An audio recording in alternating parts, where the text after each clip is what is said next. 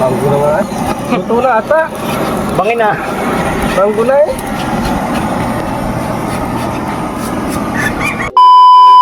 Mantika. May nilaga? Sibuyas. Magluluto tayo ngayon ng paborito ni Paring Ador, champagning Waimime. Ang champagning kambing pala ay may luya na. May luya, tapos bawang para patunayan hindi tayo aswang. Yan. Kabangaw. Masin ako, napaka-mabibig lang. Wow nga. Hindi pagkakaganda. Kaganda ng pagkakagayat. Eh hilaw pa, ako'y natatakam na yan. Hilaw pa, yapis ng Jake.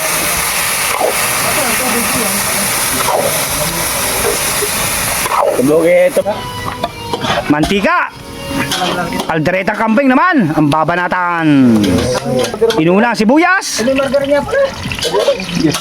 Pwede pa bulan. Margarine. Margarin. Okay, pwede ba? Pwede.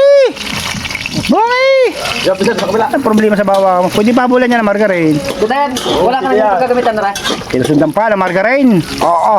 Okay. Uy, napakasarap na rin. Napakalinamnam ng ating magiging kaldereta kambing. Lalantahin mo lang ang bawang sibuyas. Pag naglabasan ng aroma, amoy na sa kapitbahay, okay na. Pwede nang ihuho ang ating kalderetang Waimime. Yes.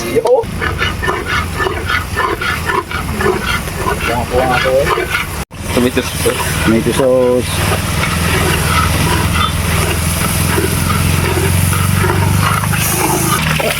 Baka magtao pang kuhan. Yan. Sakto. Ito na ka sa bungay tao.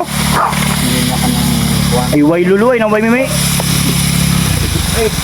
Sige, Iisa ang kulang. Nakakalimutan kong timusan.